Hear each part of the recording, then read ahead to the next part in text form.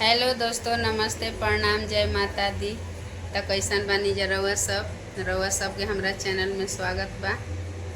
और देखी जा नवरात्र के पहरा चलता और यह नवरात्र में हम बहुत प्यारा सा एगो देवी माई के गीत लेके आयल बानी।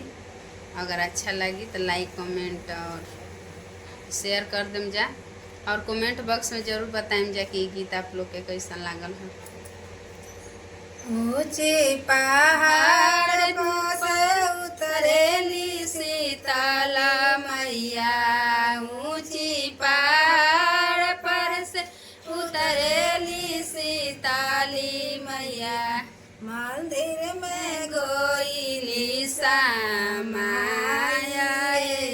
मैया, मंदिर में गोइली समाया कटबो में निबिया गछिया रहिया घेराइलो मैया, जाए ना दे तू घेराइलो मैया, जाए ना दे सबका के दियलू मैया सबका के दियलू मैया नोरावा हो, हमरो के देबू तबे जाइबे माई, हमरो के देबू तबे जाइबे मैया।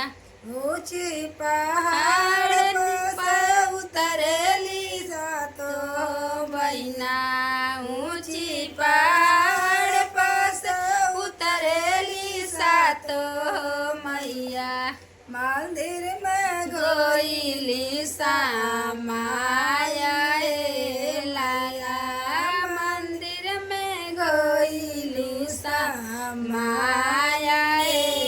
मैया। कटबो में अड़हुल गछिया रहिया घेराइलो मैया, जाए ना देब तू घेराइलो मैया, जाए ना दे सबका के दियलू मैया बोतवा पतोहिया हो, सबका के दियलू मैया पुतावा पतोहिया हो, हमरो के देबू तबे जाइबे मैया, हमरो के देबू तबे जाइबे मैया।